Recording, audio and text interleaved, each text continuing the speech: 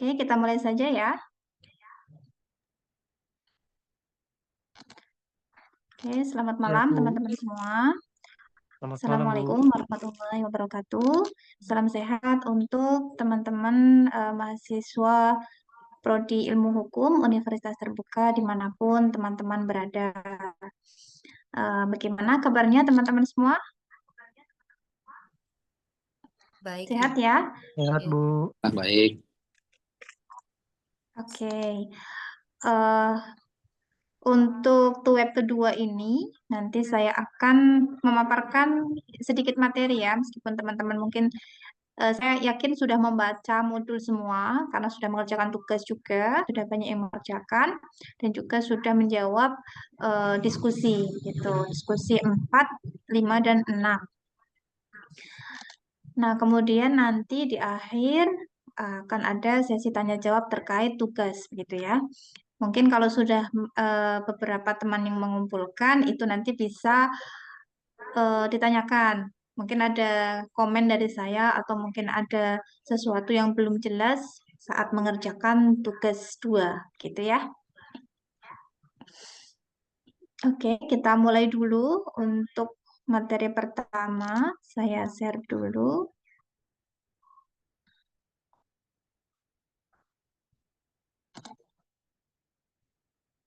Oke. Sudah muncul?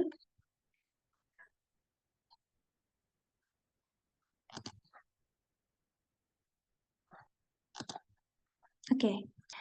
Kita mulai dengan pengujian perundang-undangan dalam berbagai perspektif. Nah, di sini nanti ada 3 perspektif ya. Yang pertama, bagaimana pengujian peraturan perundang-undangan dalam perspektif pembagian dan pemisahan kekuasaan. Kemudian nanti yang kedua, pengujian peraturan perundang-undangan dalam arti legislative review. Dan nanti yang ketiga ada pengujian peraturan perundang-undangan dalam arti executive review. Kita mulai dari sesi yang pertama, pengujian peraturan perundang-undangan dalam perspektif pembagian dan pemisahan kekuasaan negara. Nah, di sini dimulai dari konsep dasar bahwa negara kita ini menganut prinsip pembagian dan pemisahan kekuasaan, gitu ya. Jadi tidak terpusat pada satu lembaga saja, tetapi dibagi menjadi dalam hal ini ada 3 lembaga, yaitu ada legislatif, eksekutif, dan yudikatif. Nah, ini teman-teman sudah memahami apa itu lembaga legislatif, apa itu lembaga eksekutif, dan yudikatif. Nah, sebagaimana tujuan dari kekuasaan ini tidak terpusat pada satu lembaga saja, tetapi kekuasaan itu dibagikan ke dalam 3 lembaga itu. Dan 3 lembaga ini, mereka ini sifatnya saling check and balance begitu ya, saling mengawasi antara satu lembaga dengan lembaga lainnya. Kemudian implementasi dari pembagian kekuasaan ini. Nah, Mahkamah Konstitusi di sini sebagai kewenangannya ya, yaitu menguji undang-undang terhadap Undang-Undang Dasar 1945 yang tertuang dalam pasal 24C ayat 1. Kemudian ada Mahkamah Agung yang berwenang menguji peraturan di bawah undang-undang terhadap undang-undang. Nah, ini ada pada pasal 24A ayat 1. Nah, kedua lembaga ini menjalankan fungsi yudikatif dalam kerangka pemisahan kekuasaan dan menjadi instrumen penting dalam menjaga keseimbangan antara cabang kekuasaan negara.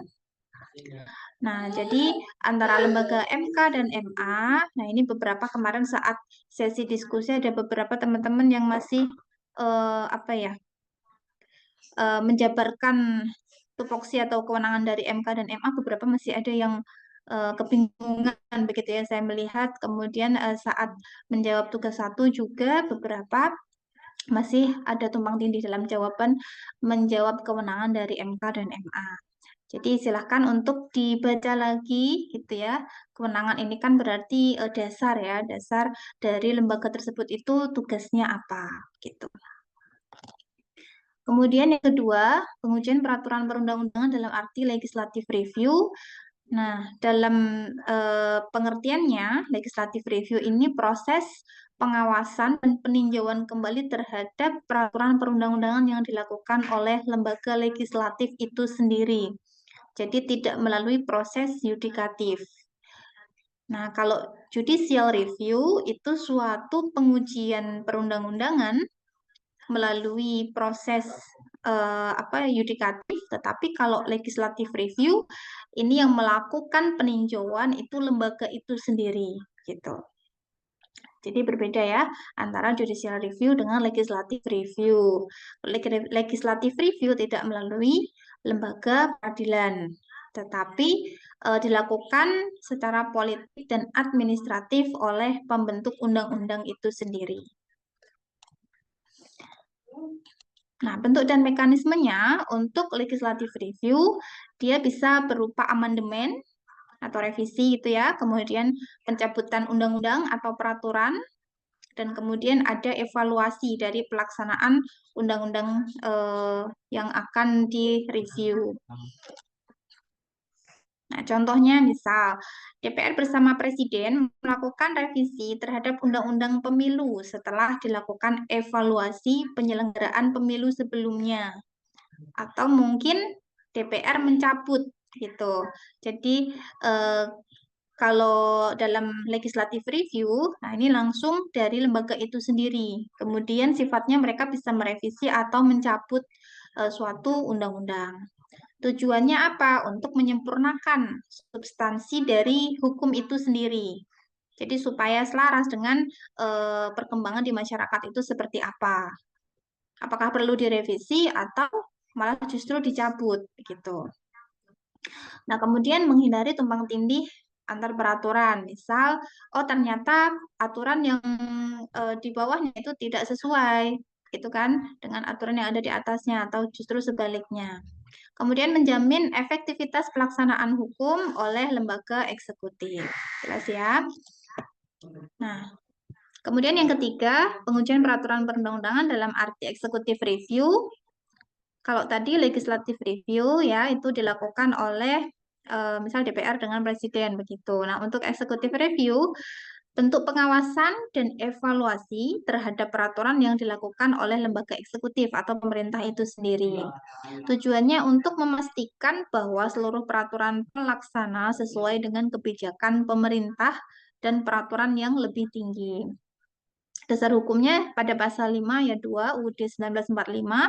Kemudian dalam konteks ini Presiden dan Kementerian memiliki kewenangan untuk meninjau kembali atau mencabut atau justru mengganti peraturan pelaksana yang sudah tidak sesuai. Nah, ini untuk executive review ini berarti dari segi pemerintahan, bisa itu presiden atau menteri. Bentuknya ada peninjauan internal oleh kementerian atau lembaga terhadap peraturan yang mereka keluarkan. Kemudian bisa juga bentuknya berupa pencabutan atau revisi. Kemudian koordinasi antar kementerian atau lembaga melalui harmonisasi dan sinkronisasi oleh Kementerian Hukum dan HAM. Ini ada contohnya. Kemudian tujuannya menjamin keselarasan antara kebijakan nasional dan peraturan pelaksana, meningkatkan efektivitas pemerintahan dan kepastian hukum, dan mencegah terbitnya peraturan yang tumpang tindih. Jadi hampir mirip ya tujuannya dari legislatif dan juga eksekutif review. Nah, secara mudah seperti ini, ada judicial review, ada legislative review, kemudian ada executive review. Yang melaksanakan, kalau judicial review itu MK, bisa juga MA. Jadi MK ini bisa melakukan judicial review, MA juga bisa gitu. Tapi ada perbedaan. Kalau MK itu menguji undang-undang terhadap Undang-Undang Dasar 1945. Tetapi kalau Mahkamah Agung ini dia menguji aturan di bawah undang-undang terhadap undang-undang itu sendiri. Dia sifatnya yudisial atau hukum. Nah, hasil akhirnya berupa putusan pengadilan. Tetapi kalau legislative review dan executive review ini tidak melalui proses yudisial atau hukum. Jadi kalau legislative review dia ini bentuknya kebijakan, kalau eksekutif bentuknya administratif. Legislative review ini dilakukan oleh bisa DPR atau DPRD. Kemudian kalau executive review ini presiden atau kementerian atau bisa juga kepala daerah. Nah, objek kajiannya apa? Untuk legislative review ini undang-undang atau perda. Kemudian executive review ada peraturan pemerintah, perpres, peraturan menteri, peraturan daerah. Nah, nanti hasil akhirnya ini bisa pencabutan atau revisi gitu.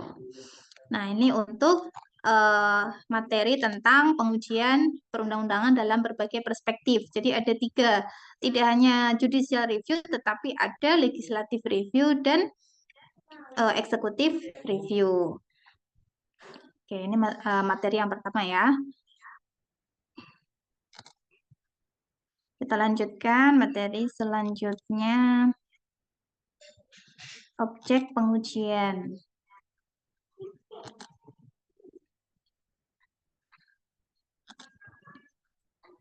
Oke. Objek pengujian peraturan perundang-undangan. Nah, tadi kan prosesnya ada 3 itu ya. Jadi judicial review, executive review, dan legislative review.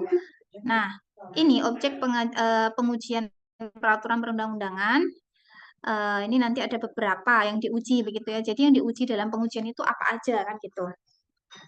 Nah, pengertiannya pengujian peraturan perundang-undangan ini adalah proses untuk memeriksa apakah suatu peraturan perundang-undangan ini sesuai tidak dengan aturan yang lebih tinggi. Jadi namanya meninjau atau menguji itu kan berarti aturan yang ada di bawah kemudian diuji kepada aturan yang ada di atasnya gitu. Jadi nggak mungkin aturan yang ada di atas diuji terhadap aturan yang ada di bawahnya, itu nggak mungkin. Karena namanya pengujian berarti yang di bawah diujikan kepada yang lebih tinggi aturannya. Nah, tadi tujuannya untuk apa? Check and balance tadi, apakah sesuai atau tidak? Atau jangan-jangan ada substansi yang bertentangan dalam aturan itu, gitu. Nah, tujuannya memastikan tadi keabsahan prosedur. Jadi ada 2 untuk memastikan keabsahan prosedur dan materi atau substansi dari peraturan tersebut. Nah, ini tujuan dari pengujian. Jadi, tujuan dari pengujian peraturan perundang-undangan itu ada 2. Yang pertama, memastikan keabsahan prosedurnya, jadi hukum acaranya, kemudian materi dari muatan peraturan itu. Nah, sehingga dalam hal ini yang dimaksud adalah objek dari norma hukum yang diuji. Itu. Ini kalau teman-teman sudah membaca modul, sudah memahami tentang ini. Nah, secara umum norma hukum ini berisi yang pertama ada keputusan sebagai hasil dari penetapan yang dia itu sifatnya administratif atau basicing, kemudian hasil penghakiman, dan ada tentang regeling atau pengaturan yang sifatnya dia eksekutif ataupun legislatif. Nah, jadi dalam pengujian peraturan perundang-undangan yang dikaji ini objek norma hukum ini. Gitu. Nah, sebelum ditetapkan Undang-Undang Nomor 10 Tahun 2004 tentang pembentukan peraturan perundang-undangan, ini tidak dibedakan penggunaan istilah ya, istilah antara regeling dan basicing ini. Oke, masuk ke objek pengujiannya. Yang pertama ada produk legislatif. Nah, jadi yang pertama objek pengujian itu produk legislatif. Apa produk legislatif? Itu adalah hasil peraturan yang ditetapkan oleh lembaga legislatif bersama dengan eksekutif. Gitu. Jadi antara DPR dengan Presiden. Di Indonesia, contohnya paling jelas dari produk ini yaitu undang-undang yang dibentuk oleh DPR bersama dengan Presiden dalam konteks sistem ketatanegaraan Indonesia. DPR berperan sebagai lembaga legislatif yang memiliki fungsi untuk membentuk undang-undang, menetapkan anggaran, kemudian melaksanakan fungsi pengawasan terhadap lembaga eksekutif. Nah, jadi dengan demikian undang-undang merupakan hasil kerjasama antara dua lembaga, antara legislatif dan eksekutif. Sifatnya mengikat secara umum.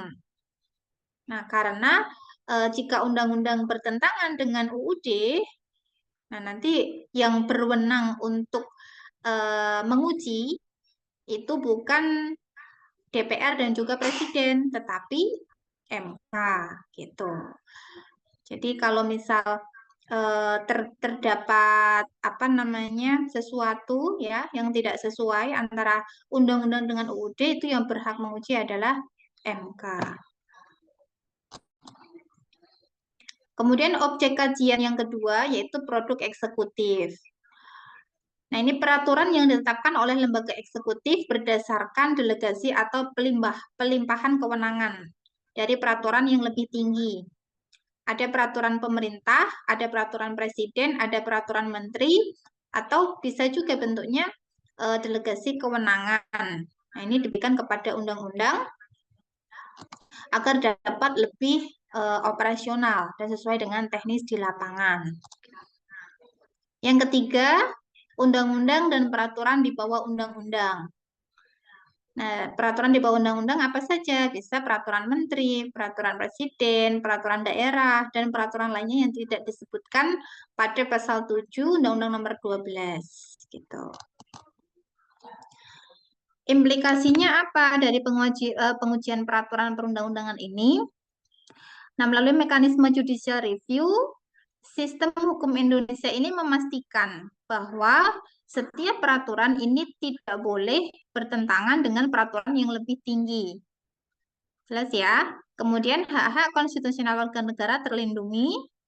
Dan yang paling penting adanya prinsip check and balance antar lembaga negara ini bisa berjalan dengan baik. Gitu. Menurut Undang-Undang Nomor 12 Tahun 2011 dan perubahannya, perubahan undang-undang yang diusulkan oleh pemerintah ini disebut sebagai usulan pemerintah, sedangkan perubahan undang-undang yang berasal dari DPR disebut sebagai hak inisiatif DPR. Jadi secara sederhana, proses dalam legislative review dan executive review merupakan proses pembentukan undang-undang biasa, baik untuk membentuk suatu aturan yang baru ataupun mengubah undang-undang yang sudah ada. Oke, ini bentuk aturan sistematikanya ya, sistematika dari urutan aturan yang ada di Indonesia. Nah, itu tadi dua materi ya, tentang objek kajian. Ada dua objek kajian dari peraturan perundang-undangan. Yang pertama ada objek pengujian produk legislatif dan produk eksekutif. Nah, kemudian tadi materi yang sebelumnya pengujian perundang-undangan dalam berbagai perspektif. Dalam hal ini ada 3 bentuk, yaitu ada judicial review, kemudian ada legislative review, dan ada executive review. Kemudian selanjutnya kita bahas tentang hukum acaranya.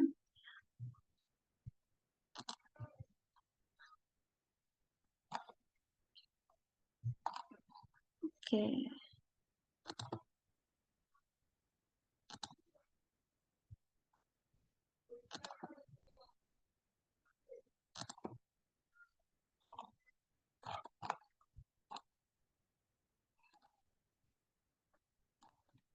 Oke, kita mulai dari Lembaga Mahkamah Konstitusi.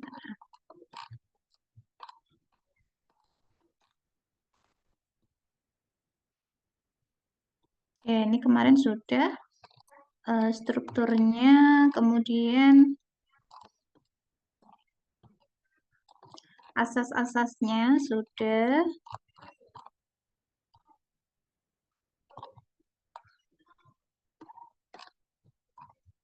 Nah, ini pengujian.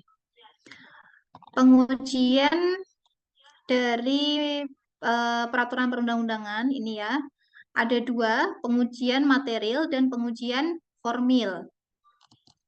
Nah, yang pertama untuk pengujian material, ini pengujian undang-undang yang berkenaan dengan materi muatan, bisa dalam ayatnya, bisa dalam pasalnya, atau bagian undang-undang yang dianggap bertentangan dengan UUD 1945. Jadi kalau pengujian material itu berarti substansi dari isinya itu seperti apa. Entah itu ayatnya saja atau pasalnya, atau bisa juga bagian undang-undang yang dianggap bertentangan. Gitu. Kemudian untuk pengujian formil, ini pengujian undang-undang yang berkenaan dengan proses pembentukan undang-undang. Jadi kalau material itu dia materi muatan, sedangkan kalau formil itu tentang prosesnya. Proses pembentukan undang-undang dan hal lain yang tidak termasuk dalam pengujian material. Nah, pada intinya pengujian undang-undang ini yang material berarti dia substansinya saja. Nah, selain dari substansi itu masuk dalam pengujian formil gitu. Nah, di sini ada pemohon.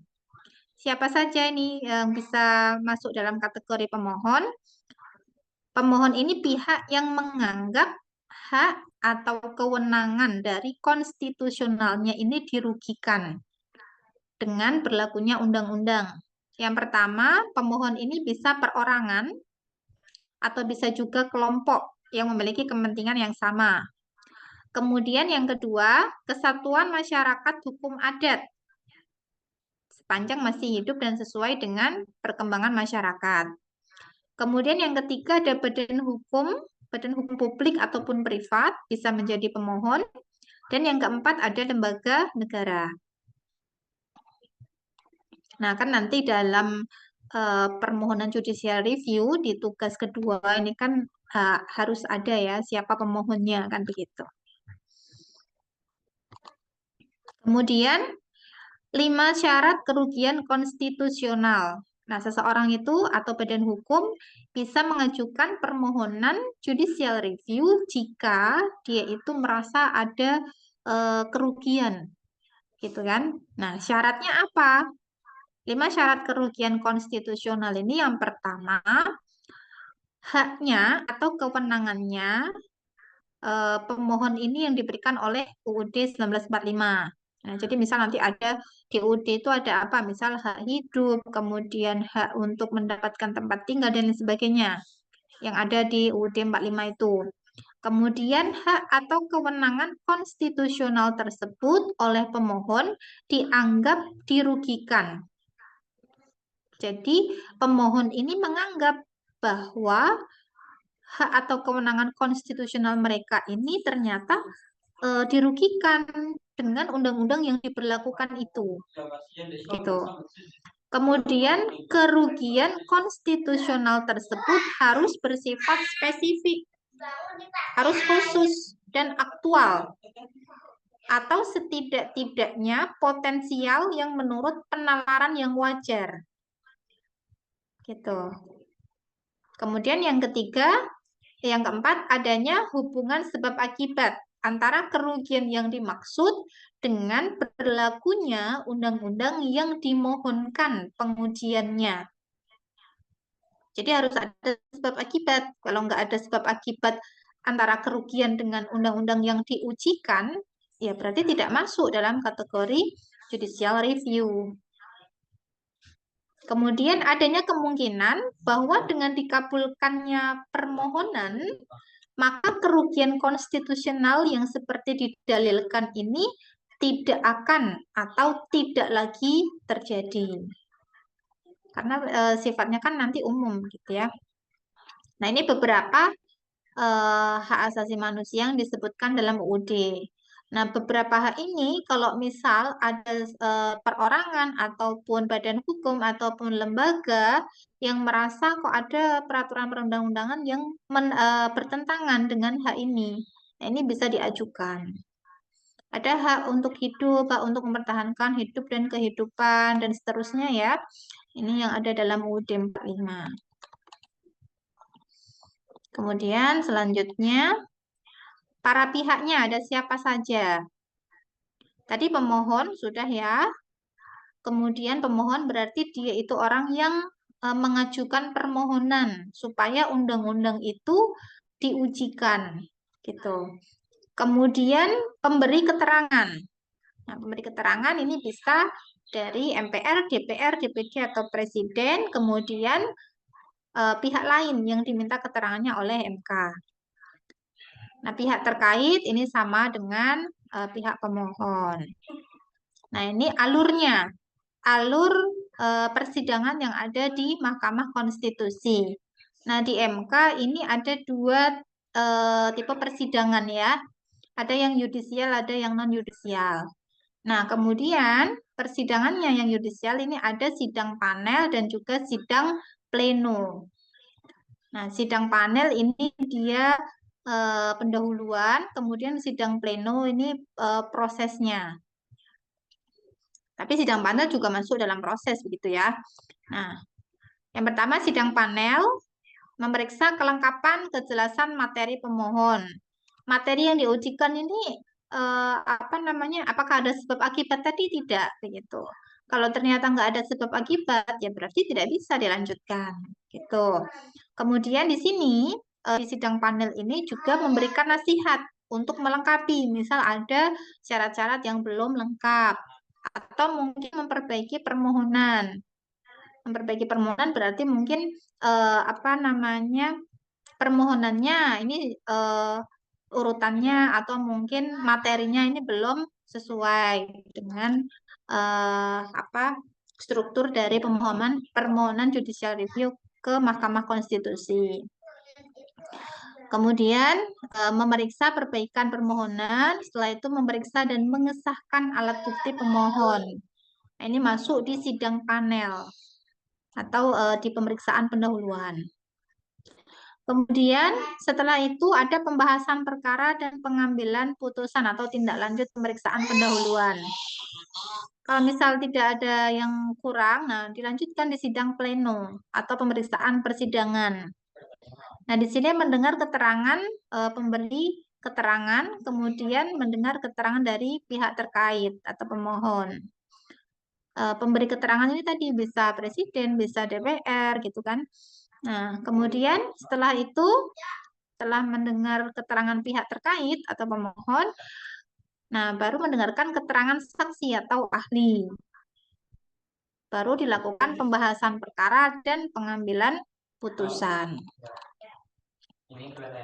Nah, itu tadi urutan persidangannya. Nah, untuk putusan di Mahkamah Konstitusi ini nanti ada 4 bentuk begitu ya. Putusan ini yang pertama tidak dapat diterima atau mungkin dia sifatnya konstitusional atau inkonstitusional bersyarat atau kabul atau ditolak. Jadi putusan dalam MK ini ya dia bentuknya nanti ada 4 gitu. Oke, selanjutnya kita lanjutkan yang hukum acara juga ya. Bagaimana membuat judicial review, permohonan judicial review.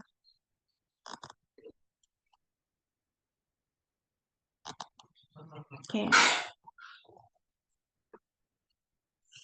Nah,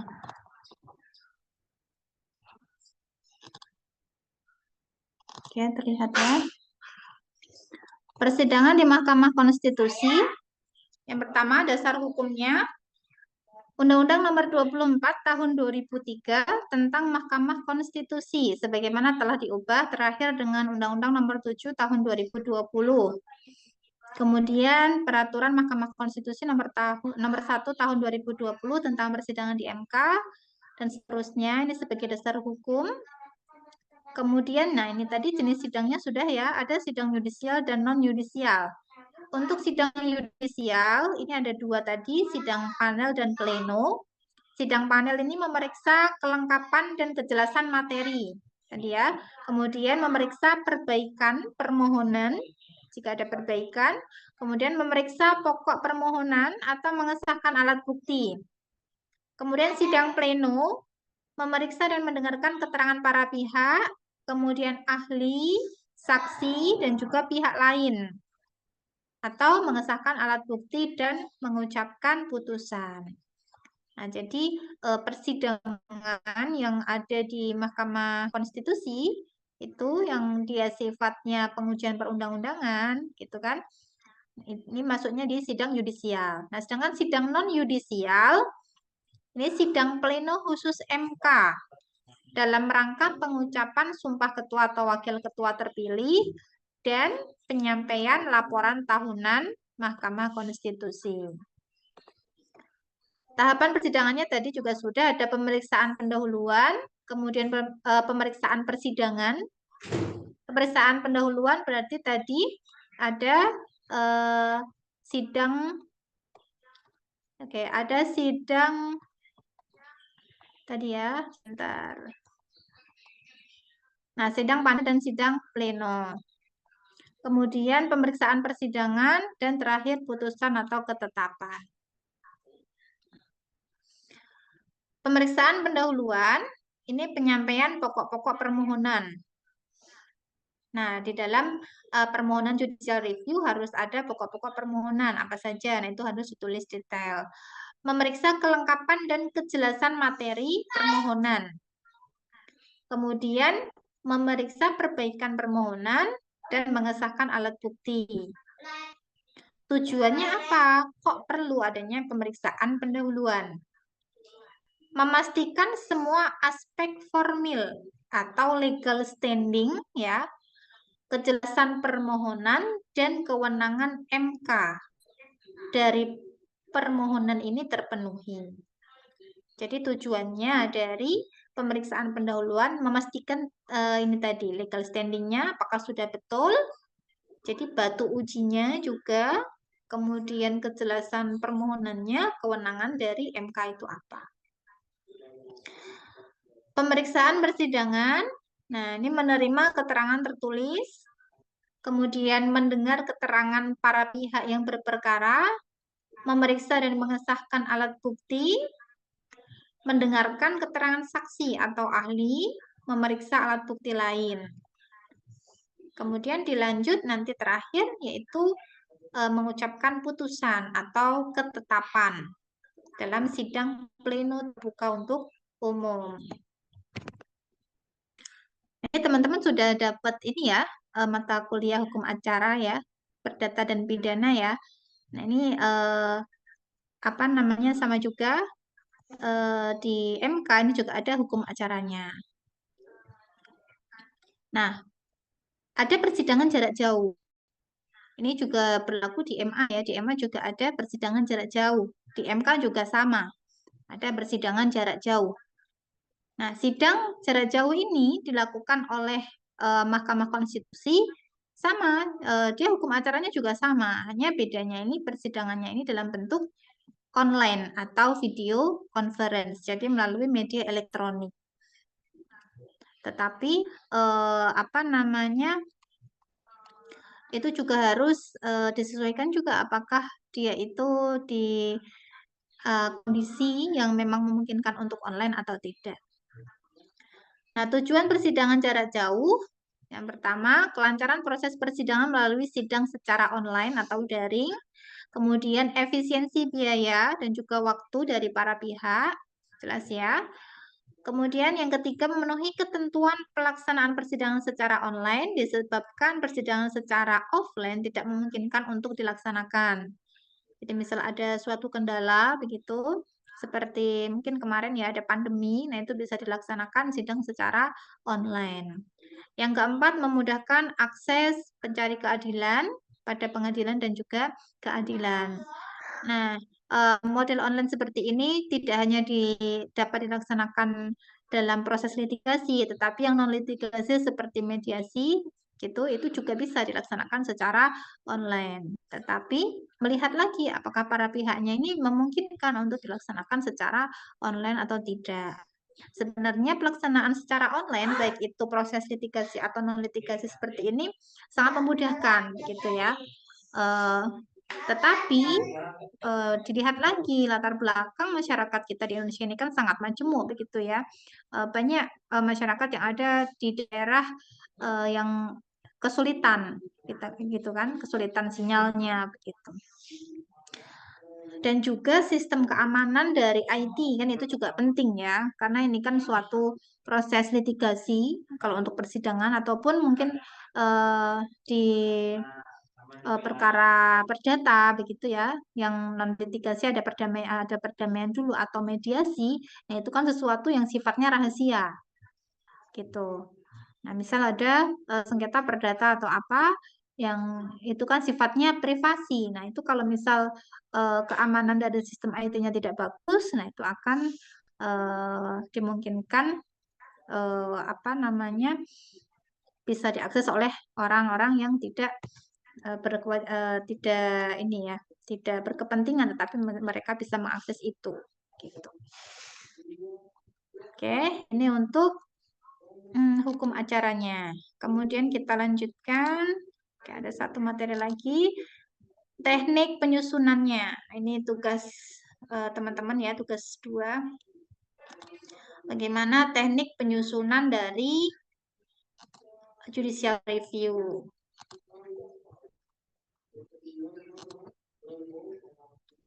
Teknik penyusunan permohonan pengujian undang-undang.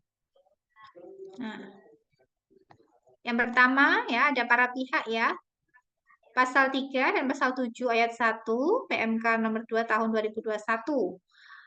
Para pihaknya pertama ada pemohon, kemudian pemberi keterangan, dan juga pihak terkait. Nah, ketiganya dapat diwakili oleh kuasa hukum berdasarkan surat kuasa atau didampingi oleh pendamping berdasarkan surat keterangan. Kemudian pemohon, oke, saya kecilkan. Nah, pemohon ini siapa? Pemohon adalah pihak yang menganggap hak atau kewenangan konstitusinya tadi dirugikan dengan berlakunya undang-undang yang akan diujikan tadi. Ini ada pasal 51 ayat 1 dan penjelasan undang Mahkamah Konstitusi. Ya, tadi sudah pemohon itu siapa, kemudian kerugiannya tadi juga sudah, pemberi keterangan ini siapa, pemberi keterangan MK dapat meminta keterangan ataupun risalah rapat yang berkenaan dengan permohonan yang sedang diperiksa kepada MPR, DPR, DPD atau Presiden. Kemudian pihak terkait tadi selain pemohon dan juga DPR, Presiden tadi ya. Kemudian permohonan. Nah, permohonan ini permintaan yang diajukan secara tertulis kepada MK mengenai pengujian undang-undang terhadap UUD 1945 atau pengujian Perpu terhadap UUD 1945. Nah, ini masuk pada materi yang tugas pertama kemarin ada ya, materi tentang kenapa kok Perpu ini bisa diajukan di MK dalam pengujiannya gitu, karena memang peraturan pemerintah pengganti undang-undang ini kan setara dengan undang-undang sehingga dia itu pengujiannya itu dilaksanakan oleh Mahkamah Konstitusi gitu. Jadi peraturan pemerintah pengganti undang-undang dia setara gitu kan, karena yang mengeluarkan itu presiden. Jadi untuk menguji apakah peraturan yang dikeluarkan oleh presiden ini dia bertentangan tidak dengan UUD 1945. Jadi antara check and balance di situ itu harus dilaksanakan.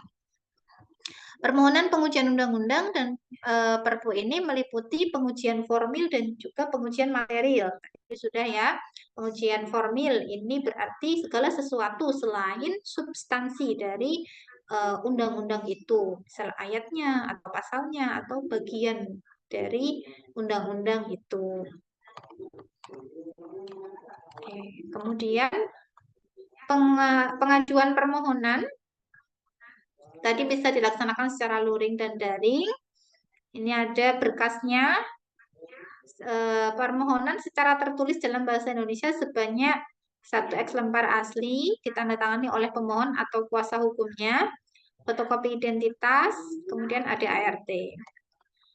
Permohonan, nah ini sekurang-kurangnya memuat, nah ini ya, ada identitas pemohon dan kuasa hukum, misal dengan kuasa hukumnya, kewenangan Mahkamah Konstitusi, kemudian kedudukan hukum pemohon, alasan permohonan, dan petitumnya apa.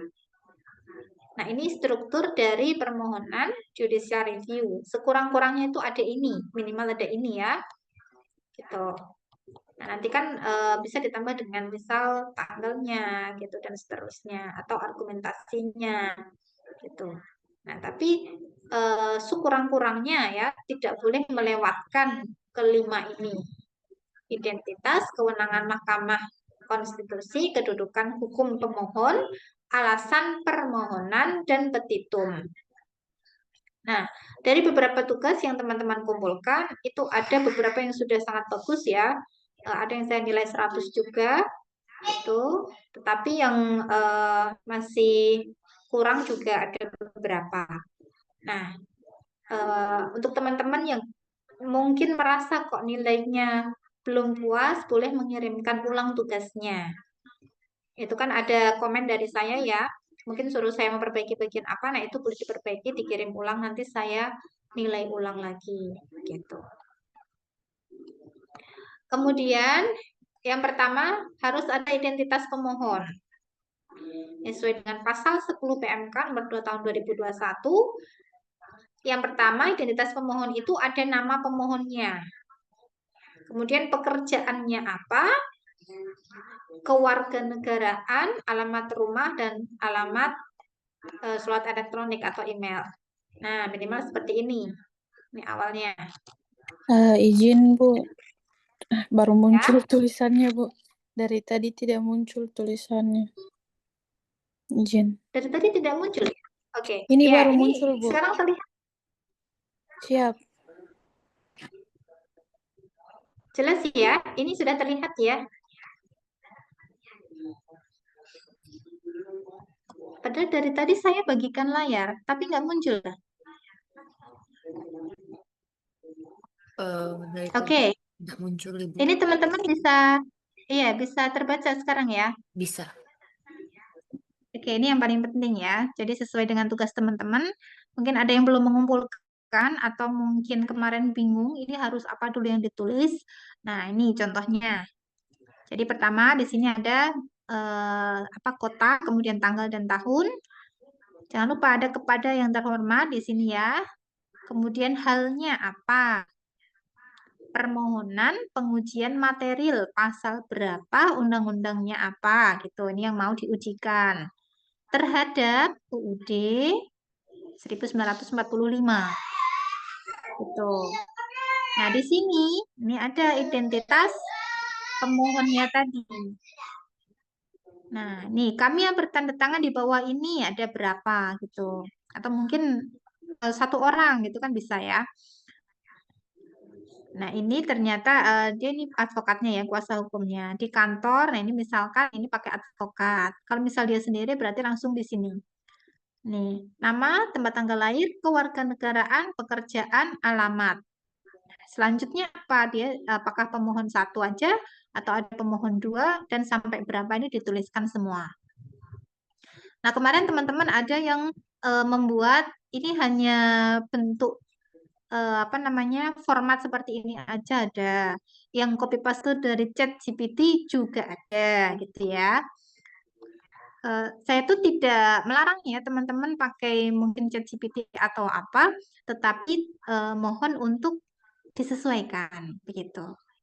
Karena memang kalau di OT ini kan tidak ada aturan ya penggunaan atau itu dicek dengan aplikasi AI detektor atau enggak itu kan tidak ada aturan itu. Nah, itu kan kebijakan dari tutornya begitu kan nanti mau ngasih nilai berapa. Tetapi akan lebih bagus meskipun teman-teman menggunakan ChatGPT mohon untuk disesuaikan dulu. Minimal diedit dulu begitu. Karena kalau cuman copy paste aja ya percuma gitu kan teman-teman dapat apa gitu. Jadi tugas itu kan sebagai sarana untuk apa ya? Menguji teman-teman itu pemahamannya sampai mana. juga diskusi, itu saya lihat diskusi itu yang selalu aktif, itu ya itu aja. Dalam artian dari 30 mahasiswa, ternyata tidak semuanya aktif dalam diskusi. Meskipun di mata kuliah berpraktek ini kan diskusi tidak wajib ya, tetapi kan itu sebagai sarana teman-teman untuk belajar. Oke, nah ini untuk identitas ya, identitas pemohon. Nah, kalau di atas ini kan minimal kan ada ini ya, ada identitas pemohon gitu kan. Nah, tetapi kan di awalnya setidaknya ada ini tadi. Ini Jakarta tanggal, kemudian kepadanya siapa, halnya apa, gitu kan. Nah, terus masuk ke identitasnya, identitas pemohonnya. Nah, itu apakah ada pemohon 1, 2, atau hanya pemohon 1 aja, gitu. Itu dituliskan semua. Oke, itu tadi identitas. Yang kedua, kewenangan. Kewenangan dari mahkamah itu apa? Ini dituliskan. Yang pertama, dasar hukum kewenangan mahkamah. Nah, ini dituliskan secara detail gitu kan. Kemudian objek permohonannya apa? Simpulan mahkamah berwenang mengadili permohonan. Nah, ini. Yang pertama, kewenangan Mahkamah Konstitusi. Ketentuan pasal 24 ayat 1 menyatakan apa? Ketentuan pasal 29. Kemudian dan seterusnya ya. Nah, ini kan kewenangannya dulu. Kemudian nanti lanjut objek permohonannya. Pemohon mengajukan permohonan pengujian material atas pasal berapa, undang-undang nomor berapa. Kemudian bunyinya apa dari undang-undang itu. Gitu. Setelah mengajukan objeknya, oleh karena permohonan para pemohon adalah pengujian undang-undang terhadap UUD 1945, maka Mahkamah Konstitusi berwenang mengadili permohonan. Gitu. Nah, ini bagian kedua yang harus ada, kewenangan dari mahkamah. Pertama, ada dasar hukumnya, kedua ada objek permohonannya, ketiga simpulannya. Simpulannya itu yang terakhir ini. Nah, nomor 4 ini. Kewenangannya ada ini. 1, 2. Ini kan. 3 ini ya. Kemudian yang keempat, ini dia objeknya ya. Maaf tadi salah. Ini objeknya. Yang akan diuji itu undang-undang nomor berapa, tahun berapa. Terakhir, kesimpulannya apa? Kesimpulan pemohonannya apa? Gitu. Nah, kemudian yang ketiga yang harus ada kedudukan hukum. Kedudukan hukum di dalamnya harus ada dasar hukum kedudukan hukum pemohon. Nah, pemohon ini apakah masuk dalam kriteria pemohon tadi? Tidak. Kemudian penjelasan hak atau kewenangan konstitusional pemohon yang dianggap dirugikan dengan berlakunya undang-undang tadi yang diujikan tadi. Kemudian simpulan pemohon. Nih, kedudukan hukum pemohon. Yang pertama, ada dasar hukumnya. Pasal 51 ayat 1 Undang-Undang Mahkamah Konstitusi menyatakan apa bla bla bla dituliskan. Kemudian di penjelasannya dituliskan juga. Ini kan masih dasar hukum. Mengacu pada ketentuan beserta penjelasannya terdapat 2 syarat yang harus dipenuhi untuk menguji apakah pemohon memiliki kedudukan hukum atau legal standing tidak dalam perkara pengujian undang-undang, yaitu terpenuhinya kualifikasi untuk bertindak sebagai pemohon dan adanya hak atau kewenangan yang dirugikan atau tidak. Ini kan dasar hukumnya tentang legal standing. Kemudian kalau sudah dasar hukum, nah kualifikasi para pemohon dalam permohonan ini itu sebagai apa? Mengenai parameter kerugian konstitusional, MK telah memberikan pengertian dan batasan tentang kerugian konstitusional yang timbul karena berlakunya suatu undang-undang. Nah, ada 5 syarat tadi kan, kenapa kok dia dirugikan. Kemudian pemohon 1 adalah warga negara Indonesia, pemohon 2 adalah warga negara Indonesia. Nah, bahwa pasal berapa tadi? Kan berdasarkan alasan, ini kesimpulannya. Oke. Jadi di bagian kewenangan kedudukan hukum, ini ada 3. Dasar hukum, kemudian penjelasan hak konstitusional yang dirugikan itu bagian mana, dan simpulan. Dasar hukumnya, ya kan? Kemudian hak yang dirugikan tadi, itu kan? Nah, baru terakhir kesimpulan. Selanjutnya posita. Di posita ini harus ada penjelasan mengenai pembentukan undang-undang.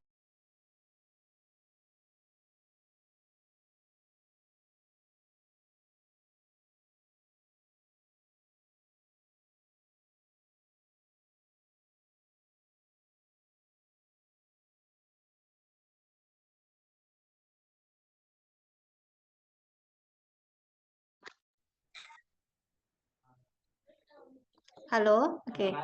Sudah nyambung ya? Saya kelempar ya. Ya, Bu. Oke, saya lanjutkan. Sampai pada posita. Nah, di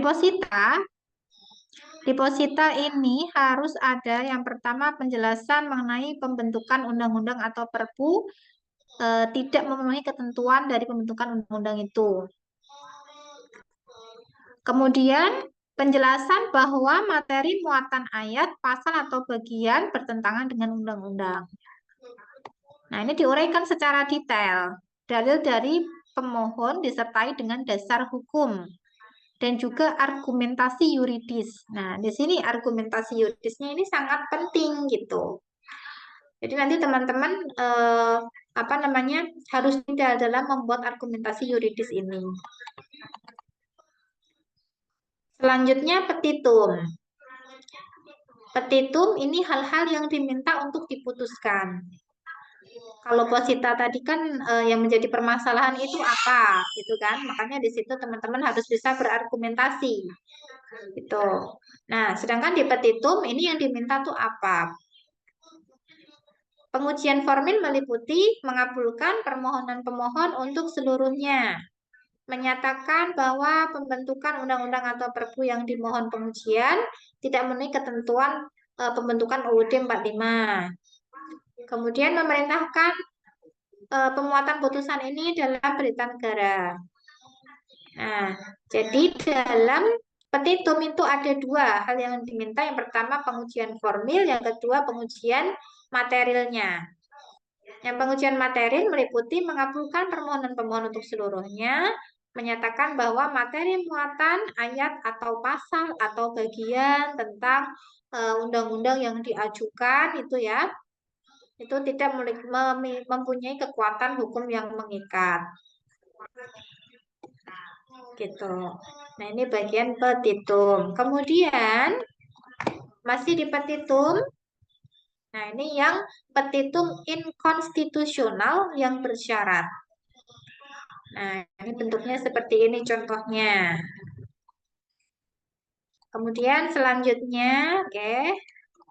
Minimal ada itu ya.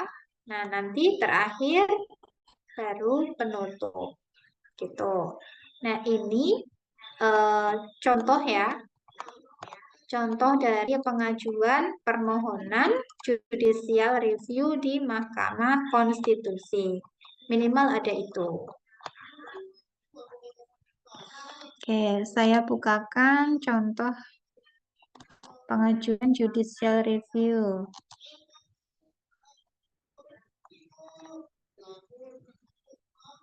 Oke, permohonan.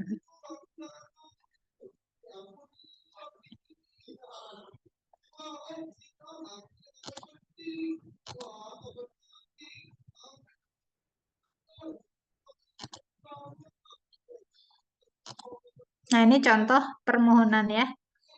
Contoh permohonan judicial review. Undang-Undang Nomor 10 Tahun 2016 tentang Pilkada. Nah, ini yang pertama. Ada identitas dulu. Nah, di sini ada pasti ada tanggalnya berapa, tanggal permohonan kepada Ketua MK, di mana perihalnya apa? Permohonan uji material pasal 7 ayat 2 huruf C dan huruf E. Nah, ini harus jelas apa yang akan diujikan. Apakah seluruh dari pasal itu secara keseluruhan atau bagian ayatnya saja atau mungkin bagian dari undang-undangnya gitu. Nah, ini permohonan uji materi pasal 7 ayatnya ayat 2 huruf C dan huruf E. Undang-Undang Nomor 10 Tahun 2016 tentang perubahan kedua. Gitu. Tentang apa? Pemilihan gubernur, bupati, dan wali kota menjadi undang-undang. Dengan hormat, nah ini di sini dia pemohonnya ya. Untuk selanjutnya disebut sebagai pemohon prinsipal. Ini dia sendiri. Bahwa dengan ini mengajukan permohonan uji material judicial review atas pasal 7 ayat 2 tadi disebutkan. Kemudian bunyinya apa? Gitu kan? Tadi disebutkan juga. Nah, terhadap apa? Terhadap UUD 1945. Nah, pada pasal berapa dia itu diujikan? Pasal 28H. Kemudian ayatnya apa? Dituliskan. Nah, ini sampai detail ya. Kemudian setelah identitas ada kewenangan Mahkamah Konstitusi. Nah, di sini jangan sampai salah kewenangan Mahkamah Konstitusi. Berdasarkan pasal 24C. Nah, ini dituliskan pasalnya lengkap.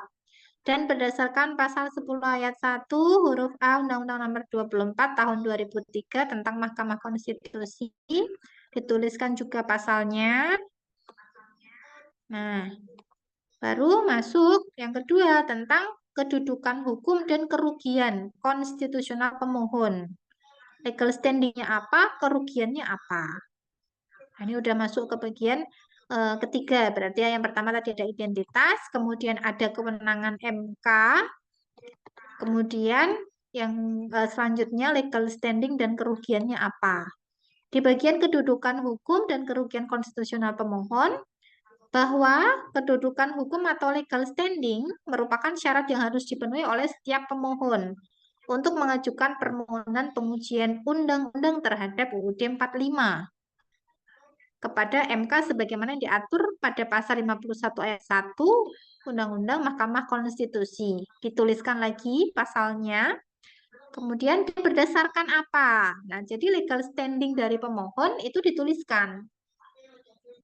Itu. Nah, ini masih legal standing ya dari pemohon, pasal 4 ayat 2. Nah, ini dituliskan. Kerugiannya apa? Gitu. Dan berdasarkan pasal 4 ini tadi ya, kerugian konstitusional dimaksud bersifat spesifik, gitu kan. Ada 5 ini dituliskan tadi kerugiannya. Bahwa pemohon adalah warga negara Indonesia asli yang lahir, ini dijelaskan secara detail. Pemohon adalah pemilik hak suara atau hak pilih, baik dalam pilpres, pileg, pilkada. Kemudian, nah ini dijelaskan di sini argumentasinya ya. Bahwa pemohon adalah salah satu dari sekian banyak anak bangsa yang resah dan prihatin dengan kondisi Indonesia saat ini. Pemohon adalah salah satu dari sekian banyak putra daerah yang tidak ingin daerahnya tidak maju-maju dan tidak berkembang karena ketidakmampuan pemimpinnya. Nah, ini dituliskan aja di sini. Kerugian apa yang dia ini, yang dia apa namanya, yang dia rasakan begitu ya. Nah, alasan permohonannya apa? Nah, di sini dituliskan. Nah, di sini argumentasinya harus kuat. Nah, maksudnya argumentasi itu di sini ya. Nah, ini dituliskan semuanya secara detail. Sedangkan untuk alasan permohonan per tiap-tiap norma yang diajukan uji materinya lebih spesifik akan dijelaskan. Nah, ini.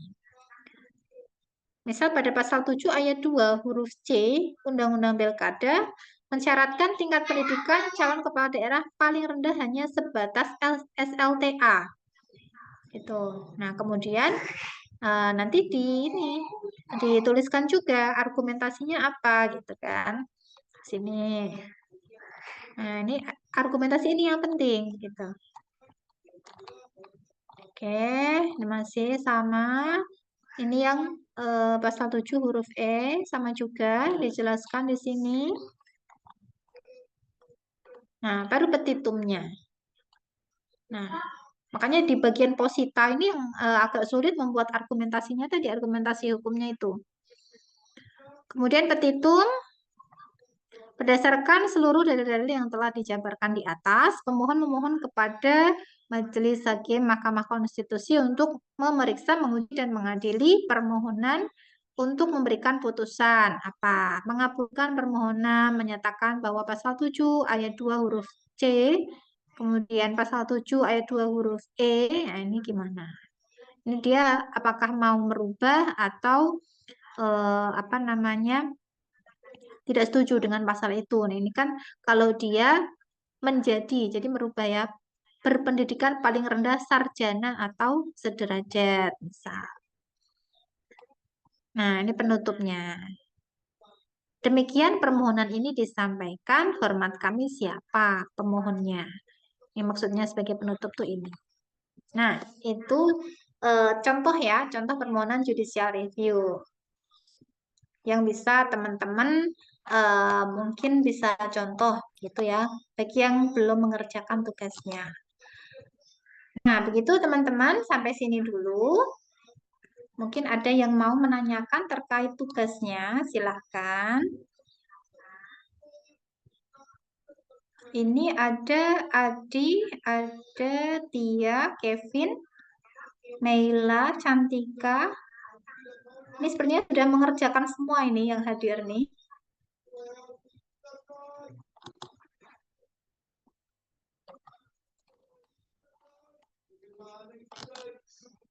Saya belum mengerjakan itu untuk tugas Siap belum, Bu? Masih proses mengerjakan. masih proses juga Ibu. Oh, belum ya? Belum, udah satu aja pada waktu ini Ibu.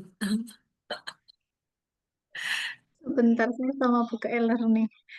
Iya. Udah lumayan banyak yang menghubung, tapi saya juga nggak hafal siapa aja. Saya belum lagi proses Ibu. Oke, nggak masalah. Masih ada 3 hari ya, sampai hari Senin. Iya, karena kemarin juga masih belum paham, sedikit paham sekarang dari penjelasan Ibu. Oke. Nanti mungkin contohnya saya kirim di grup WA ya, Boleh Ibu, terima biar kasih. teman-teman lebih mudah. Ini yang hadir, tadi ada Adi. Ini saya panggilnya Pak atau Mas ya. Adi ini sudah mengumpulkan. Kemudian siapa lagi yang hadir hari ini? Kemudian Suta nggak hadir ya.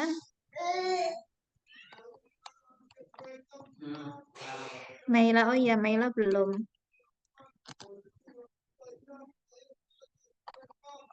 Kemudian Tia sudah. Nah, untuk Tia ada beberapa ya yang harus diperbaiki ya. Boleh diperbaiki lagi, dikirimkan ulang boleh.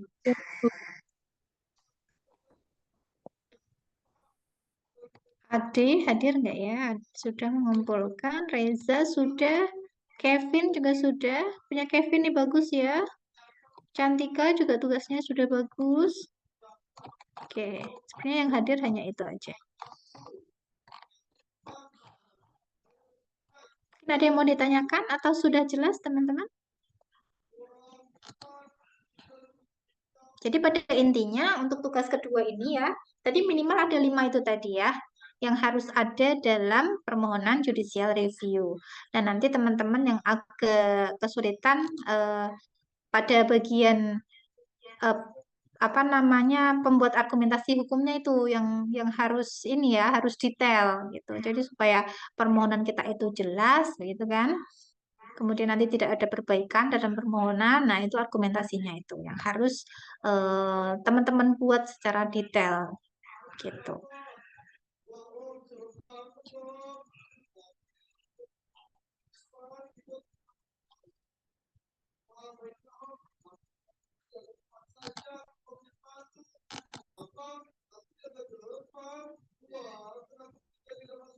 Ada pertanyaan tidak terkait tugas, teman-teman? Silahkan.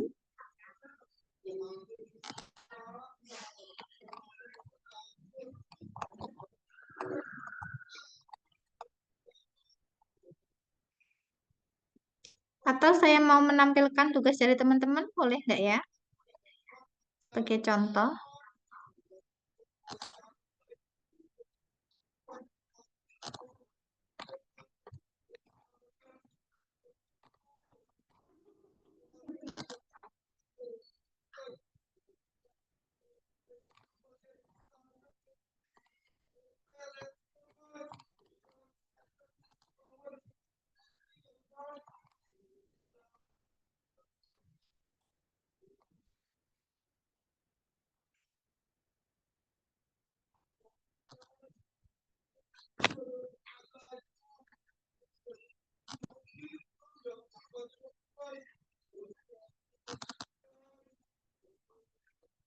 Silahkan kalau ada pertanyaan ya.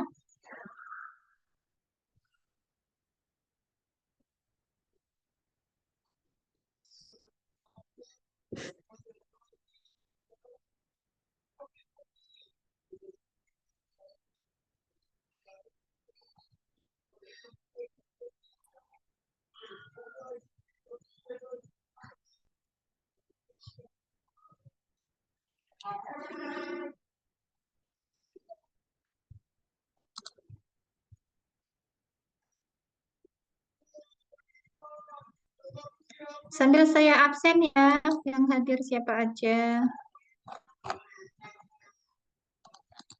Karena memang absennya saya buat hanya saya yang bisa mengakses, yang bisa ini apa namanya, ngeklik di absen.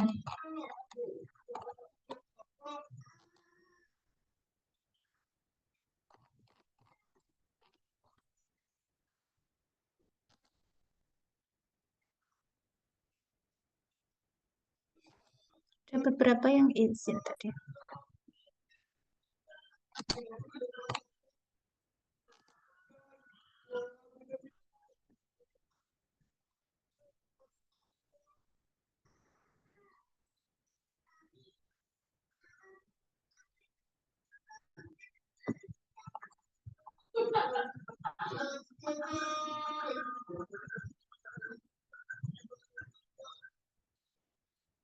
Windu tidak hadir ya. Dedi tidak ada, Rian, Ardika, Meila ada, Cantika ada, Amus Sigalingging nggak ada ya. Adi, apakah ada? Hadir, Bro. Hadir, Bro. Hadir, Bu. Adi atau Adi ya? Adi Beda ya? Izin Adi. Oh, kalau Adi enggak ya? Subhan, Rizky, Nurul enggak ada ya? Adi Suwanto ya yang hadir ya? Ya, Bu. Oke, Reza hadir? Reza Mutiara ada. Ahmad Riki. Yang hadir berapa sih? Zoom-nya 8. Riki nggak ada, Oki nggak ada, Mutasyabiha, Suta izin.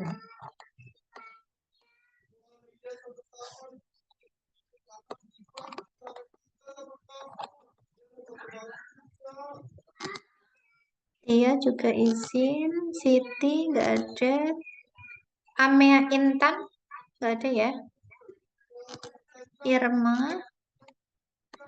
Ini yang hadir Reza Kurnia atau Reza Mutiara?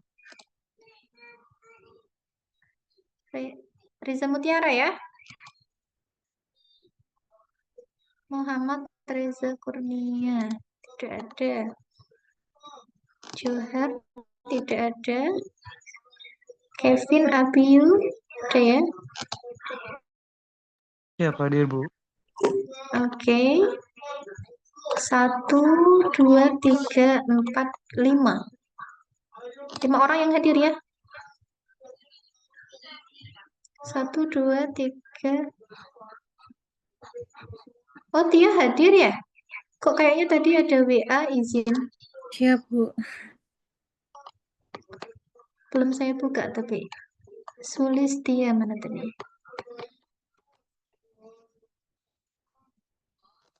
Oke, sudah. Siap.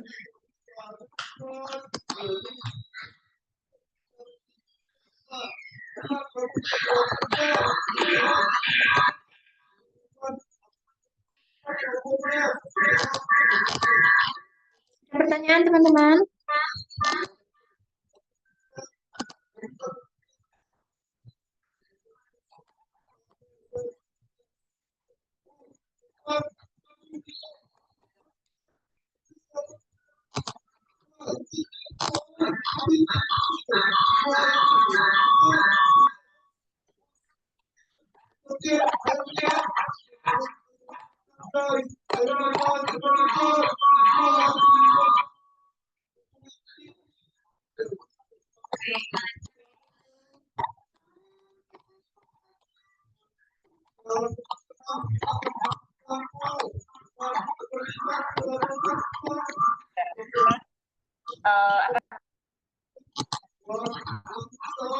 Ya, silakan siapa?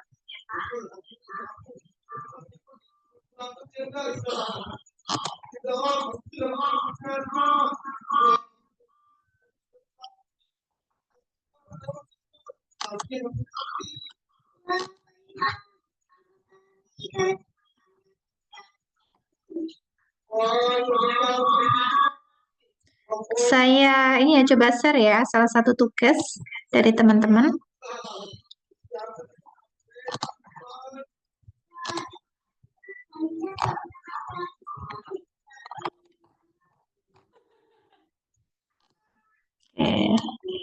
Ini ya. Nah, ini saya acak aja ambil ya.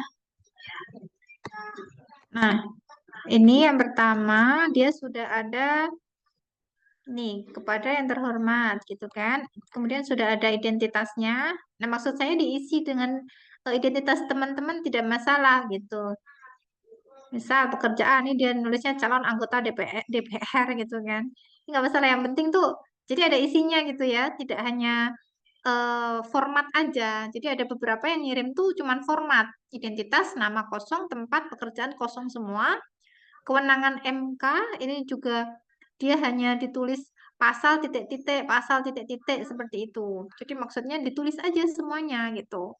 Misal kalau kewenangan MK dia menuliskan pasal 24 ayat 1 bunyinya apa? Nah, itu dituliskan aja, maksudnya seperti itu. Kemudian ini sudah kewenangan MK sudah. Kedudukan hukum legal standing pemohon.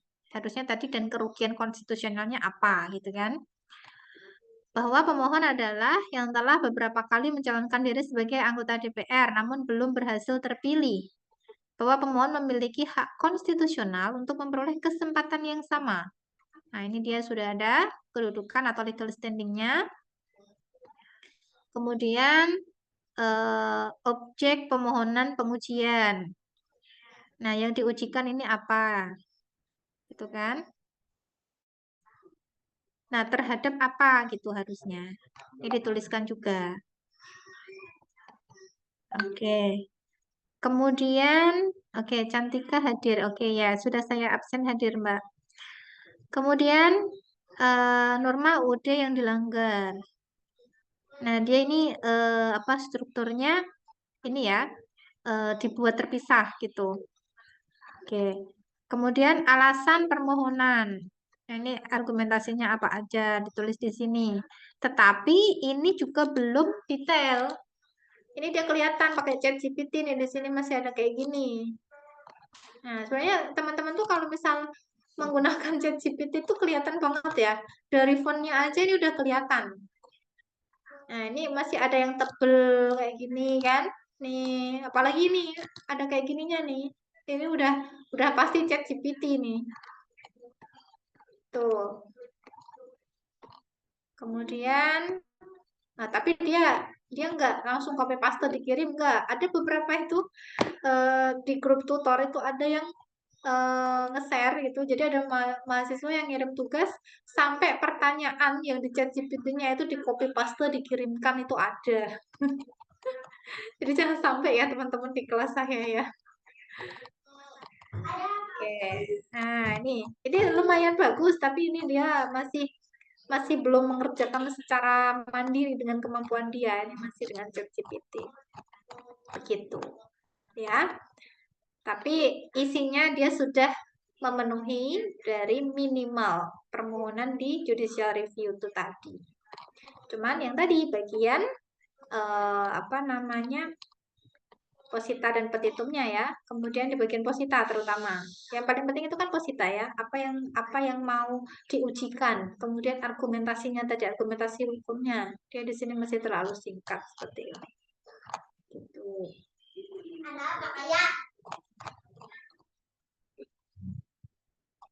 Itu teman-teman. Mungkin ada yang ditanyakan. Atau mau saya bukakan lagi tugas yang lain? Ini kebetulan ada identitasnya ya. Tetapi tidak hadir hari ini. Nggak masalah. Oke, coba saya bukakan yang lain. Tugas 2.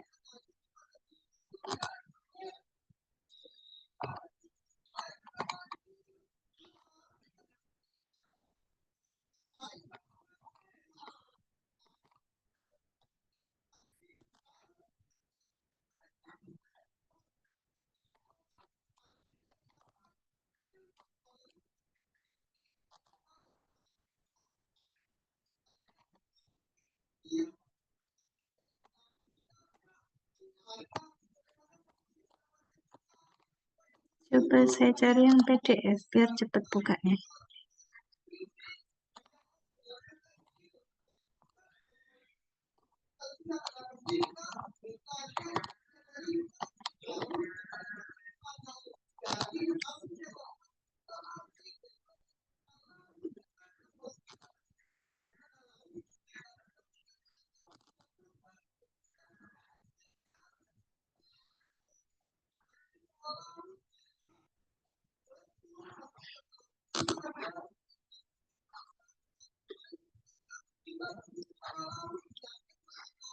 Boleh kalau ada yang mau bertanya ya.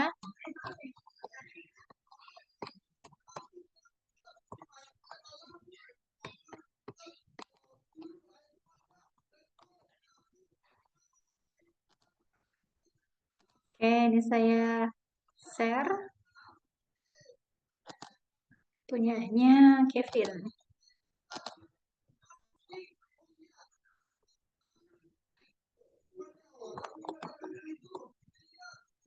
Nah, ini sudah terlihat ya. Ini yang pertama, ada nomor perkara. Nah, ini nomor perkara tuh teman-teman bisa ngisi aja seperti ini gitu. Yang penting tuh ada nomor perkara, ada bagus, perihalnya apa? Pengujian Undang-Undang Nomor 17 Tahun 2014 tentang MPR, DPR, DPD, DPRD terhadap UUD tahun 45. Ini udah bagus. Kepada yang terhormat Mahkamah Konstitusi gitu kan. Di mana boleh atau seperti ini aja cukup. Identitas pemohonnya ini sudah ada. Nah, selanjutnya disebut sebagai pemohon. Kemudian kewenangannya. Nah, ini sudah bagus ya. Sudah dituliskan. Kedudukan hukum legal standing. Nah, maksudnya seperti ini. Nah, tapi ini masih ditulis titik-titik ya. Sebenarnya ditulis secara lengkap aja biar lebih bagus. Tapi ini sudah bagus kedudukannya, dituliskan semua. Kemudian pemohon telah beberapa kali mencalonkan diri sebagai anggota DPR namun tidak terpilih dan merasa dirugikan secara konstitusional. Nah, ini bagian kerugiannya, kerugian konstitusionalnya ini sudah bagus.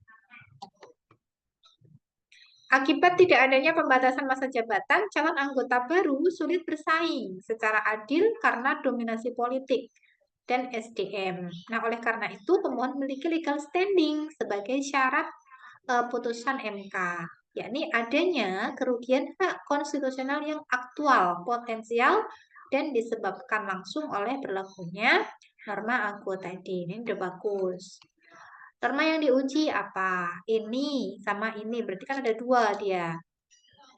Terhadap apa kan gitu? Terhadap UUD 45 gitu. Ini bisa ditambahkan di sini setelahnya atau di bawahnya sini. Kemudian yang dilanggar apa? Nah, ini 1, 2, 3, 4, 5. Oke. Ini pasal-pasalnya bisa dituliskan secara lengkap aja. Argumentasi hukum pemohon. Nah, ini bagus nih. Dia udah detail nih, Kevin. Nah, jadi posita yang paling susah itu kan kita kan membuat posita ya. Jadi alasan hukumnya tuh apa sih pemohon itu sampai mengajukan permohonan ke MK itu apa kan gitu loh. Nah, ini argumentasi hukum, ini punya Kevin, sudah bagus ya. Kemudian petitumnya terakhir. Nah, setelah petitum, sini nggak usah pakai penutup gini, nggak apa-apa. Langsung aja, demikian permohonan ini disusun agar apa. Nah, ini boleh di bawah atau ditaruh di paling atas tadi juga bisa. Pemohon, ini tanda tangannya Kevin. Gitu. Ini punya Kevin sudah bagus. Begitu. Kevin masih ada ya di sini ya? Siap, masih Bu. Izin Bu bertanya Bu. Berarti untuk bagian penutupnya itu nggak usah dibikin bagian, maksudnya bab bagian sendiri ya, langsung closing Iya, statement langsung di aja. aja gitu ya Bu. Iya. Siap. Penutup itu kan sebenarnya tidak wajib ada. Tadi kan yang wajib ada kan ada 5 tadi itu kan. Nah, itu penutupnya sebenarnya tidak harus panjang seperti itu nggak masalah. Tapi itu juga bagus gitu. Tapi nggak usah dibuat apa ya, seperti poin-poin itu tidak usah nggak apa-apa. Gitu. Tapi secara keseluruhan punya Kevin sudah bagus tugasnya ya. Nilainya juga sudah bagus. Siap, terima kasih Bu. Oke, yang lain? Dari beberapa tugas yang saya tampilkan mungkin muncul pertanyaan?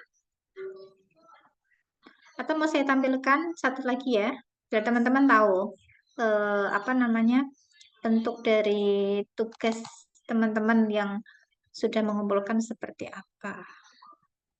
Sebentar, saya buka e-learning lagi aja.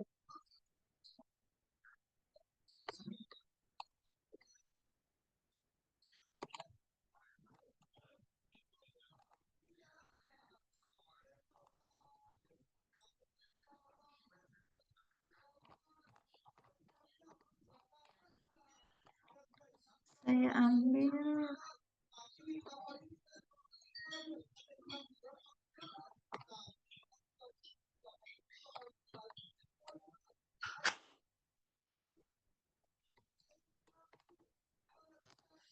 sebentar.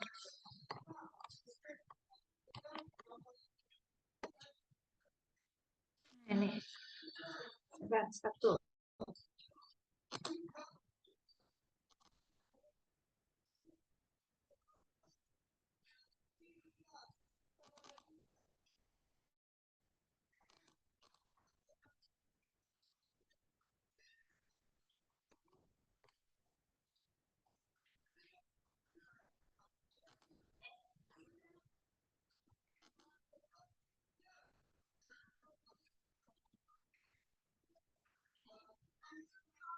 Belum kebuka, sebentar. Nah, ini.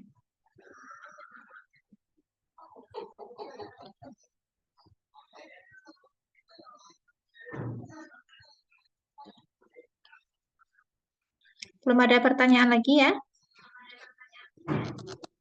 Silakan yang mau tanya loh, ini sambil saya nunggu terbuka ini, kalau laptop saya.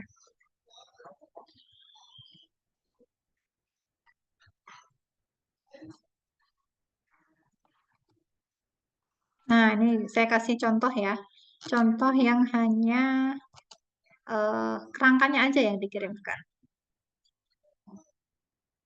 Nah, ini. Ini dia sudah ada identitas tapi kosong. Kemudian dasar hukumnya kewenangan MK terlalu singkat ya, seperti ini. Terlihat ya?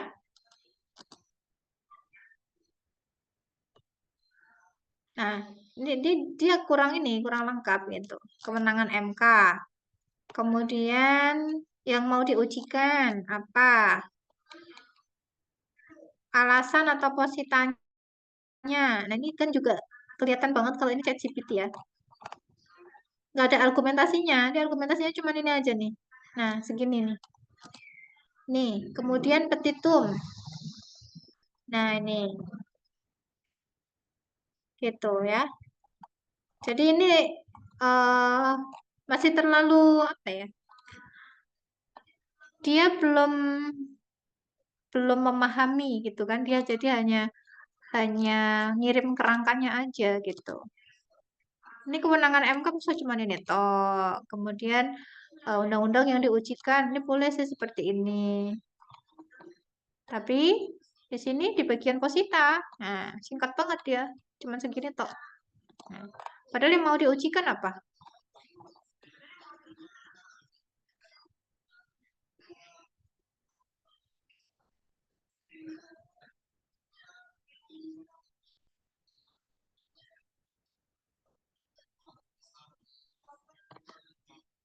Keanggotaan DPR ya, tugasnya kemarin ya.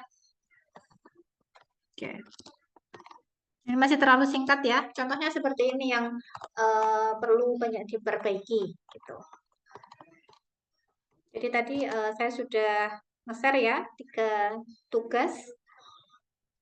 Yang bagus ada, yang masih minimal juga ada. Begitu. Jadi nanti silahkan teman-teman yang belum mengumpulkan untuk disesuaikan gitu ya. Buat semaksimal mungkin gitu. Ada pertanyaan tidak teman-teman sampai sini?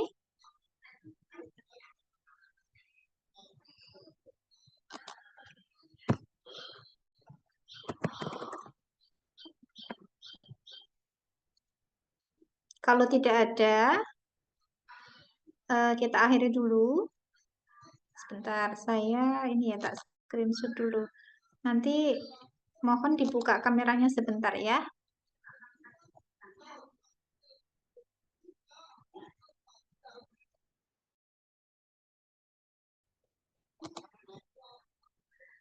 Bentar, screenshotnya, print screennya mana nih? Aduh, laptop saya nih.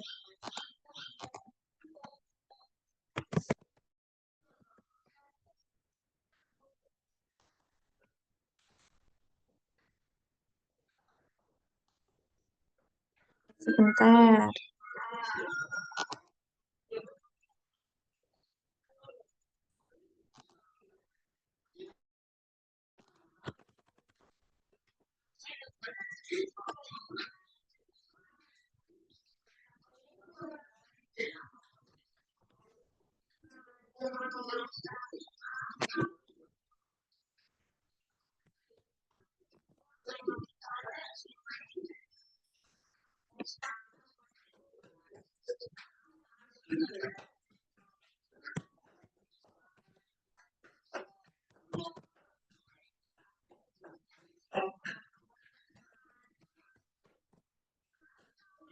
Nggak mau print screen ya, sebentar ya.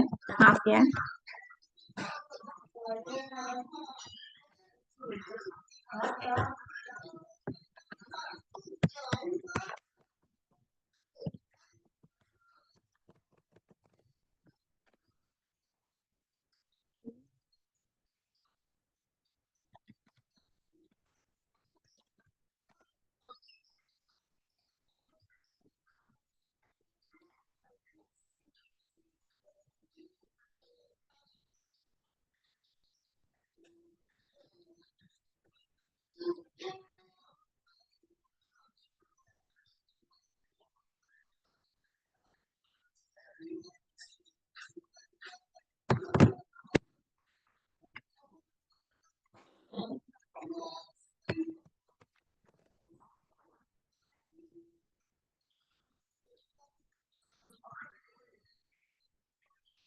Sebentar, ini kok susah saya foto aja.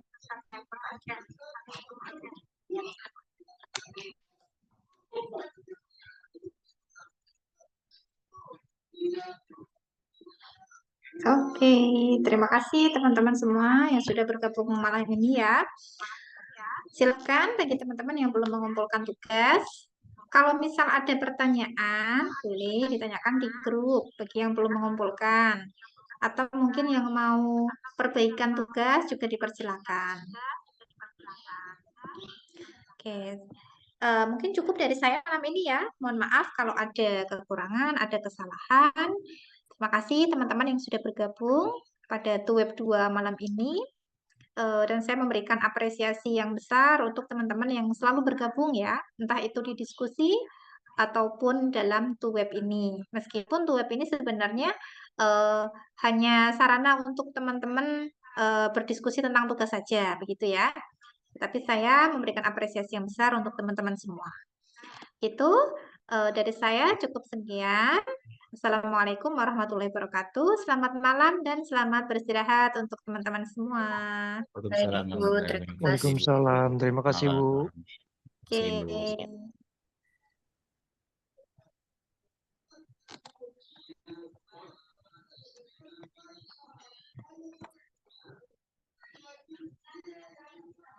Oh, ini ada Ahmad Asyarul Hamka. Iya Ibu, tadi salah masuk kelas Ibu. Lah, kok bisa salah masuk kelas ini? Siap Ibu, tadi kami dapat link dari teman ternyata beda kelas Ibu. Oh, udah masuk grup belum? Belum Ibu. Ini masuk di grup WA ya. Saya udah share Baik, di message e-learning. Coba dibuka. baik Ibu. Itu Bu. Ya, kalau enggak, misal belum masuk di grup WA, itu setiap Siap, mau web, saya nge-share linknya itu di web itu, di link e-learning ada gitu. siap Ibu. Nanti kami monitor di ini aja Ibu, di web e-learning Ibu. Sambil nyari grupnya Oke, Ibu. Ibu, siap Ibu. ya, Siap Ibu, oke. makasih Ibu. Ada pertanyaan? Aman Ibu, tadi sudah dari pertengahan sampai akhir. Cukup Ibu. Oh, oke, oke, oke. Siap Ibu. Terima Iya, kasih Ibu. Selamat iya. malam Ibu. Izin. Oke, malam.